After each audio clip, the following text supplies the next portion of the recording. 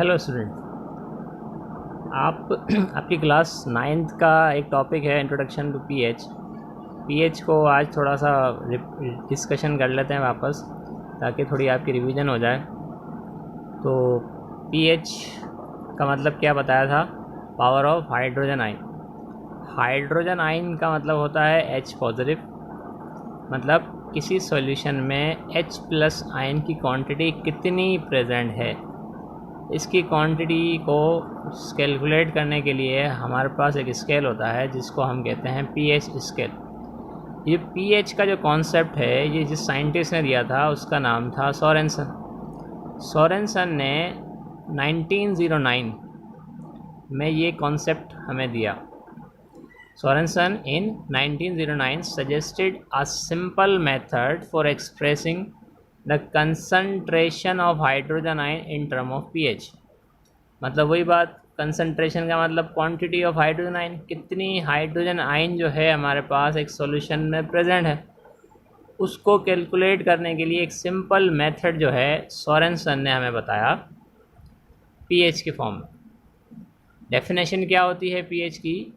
Definition of pH is it is the negative log to the hydrogen ion concentration. मतलब ये जो formula है, इसके थ्रू भी आप इस डेफिनेशन को डिफ़ाइन कर सकते हो। पीएच का मतलब होता है negative log of hydrogen ion, और ये ब्रैकेट का मतलब होता है कंसंट्रेशन।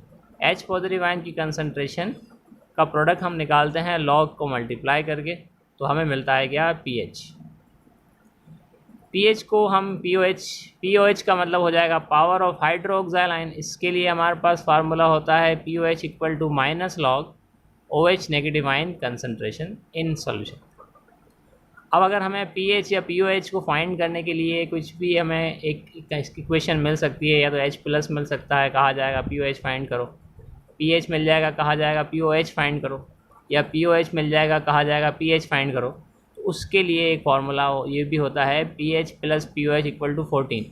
इसके थ्रू भी हम पीएच की कैलकुलेशन करेंगे। सबसे पहले पीएच स्केल के बारे में पढ़ लेते हैं। पीएच स्केल होता है क्या है? पीएच स्केल बेसिकली होता है क्वांटिटी है 0 to 14 तक का एक स्केल है।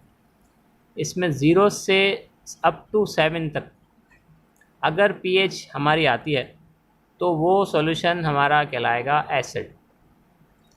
अगर हमारे पास पीएच की रेंज 7 तक आती है एग्जैक्टली, तो इसका मतलब ये जो सॉल्यूशन है हमारा होगा न्यूट्रल। अगर हमारे पास पीएच 7 के बाद 14 के दरमियान कहीं रेंज आती है, तो इसका मतलब ये होगा कि हमारा जो सोल्यूशन है वो क्या है? बेसिक यानी बेस। अब पीएच की रेंज इस स्केल से हमें एसिड और बेस के बारे में भी पता चलता है, साथ में भी पता चलता है कि हमारा जो एसिड या बेस है वो कितना स्ट्रॉन्ग है, वीक है या नॉर्मल है। तो उसको हम इससे इस टेबल से देख सकते हैं। अगर हमारी पीएच 0 से 3 तक आती है, इसका मतलब वो स्ट्रॉन्ग एसिड है। अगर हमारी पीएच 3 to 5 तक आती है तो वो मॉडरेटली एसिडिक होगा, ज़्यादा स्ट्रॉन्ग भी नहीं, ज़्यादा वीक भी नहीं। अगर हमारी इससे पीएच रेंज आती है 5 to 7 तक, तो वो वीकली एसिडिक होता है। इस तरह 7 to 10 अगर आती है तो वो वीकली बेसिक होगा। 10 to 12 के दरमियान आती है तो मॉडरेटली बेसिक होगा। 12 to 14 आती है तो वो स्ट्रॉन्ग बेस होगा। अब 7 एग्जैक्टली आएगी तो वो तो न्यूट्रल होगा, लेकिन 7 के बाद अगर आए तो मतलब वो बेसिक की तरफ है। तो 7 के बाद अगर 10 तक कोई भी हमें पीएच रेंज मिलती है तो वो वीकली बेसिक होता है। ओके, यहाँ कुछ एग्जांपल्स हैं किसी सॉल्यूशंस की एग्जैक्ट जो स्टैंडर्ड पीएच होती है। वो पीएच ऑफ HCl वो होती है 0.1, मतलब ये स्ट्रॉन्ग एसिड होता है। स्टैंडर्ड जो पीएच आती है इसकी वो 0.1 है, मतलब 1 मोल सोल्यूशन अगर हम बनाते हैं तो पीएच की HCl की जो पीएच आएगी वो आएगी 1। इस तरह अगर हम पीएच ऑफ एसिडिक एसिड की लें तो वो आएगा 2.9, ऑलमोस्ट वीक थोड़ा सा होता है।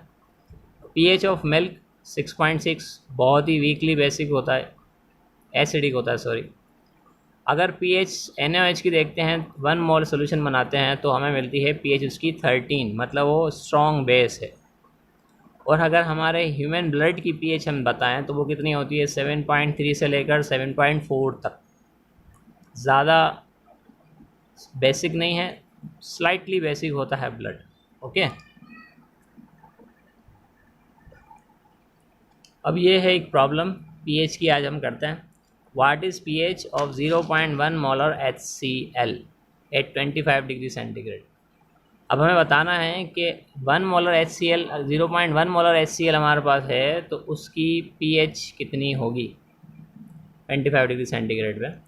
तो याद रखें 0.1 को अगर हम साइंटिफिक में लिखेंगे तो बनेगा 1 मल्टीप्लाई 10 पावर -1, ये है बराबर किसके 0.1 के। ओके, तो ये चीज़ आपने याद रखनी। अब pH equal to minus log H positive, ये फार्मूला है, इसके थ्रू हम pH फाइंड करेंगे 0.1 मोलर की।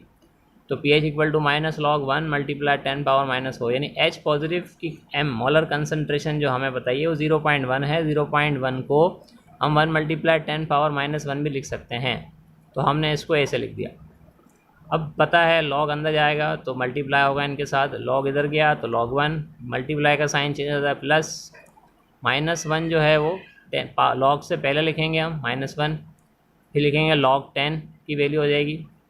फिर हमने log 1 की वैल्यू निकाली तो कितना आया 0, प्लस माइनस माइनस, log 10 की वैल्यू आती है 1, 1 को 1 से मल्टीप्लाई किया कितना होगा 1 1 ज़ा 1, तो 0 -1 कितना होगा -1 ही रहेगा। तो -1 माइनस बाहर भी था जो बाहर कंटिन्यू चला आ रहा है, माइनस माइनस क्या हो जाएगा प्लस। तो pH 1 हमारे पास आ रही है 0.1 मोलर HCl की वैल्यू, तो ये हमारे पास है स्ट्रॉन्ग एसिड।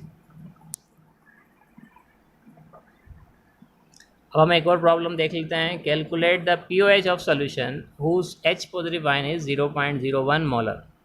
अब 0.01 मोलर का मतलब क्या हो गया 1 मल्टीप्लाई 10 पावर -2, 1 से पहले 2 0 हैं इसलिए -2 इसके साथ लगेगा। सबसे पहले हमें H पॉजिटिव दिया है, फाइंड क्या करना है pOH। तो सबसे पहले हम H पॉजिटिव आयन कंसंट्रेशन की मदद से हम pH फाइंड करेंगे इस फार्मूले के थ्रू।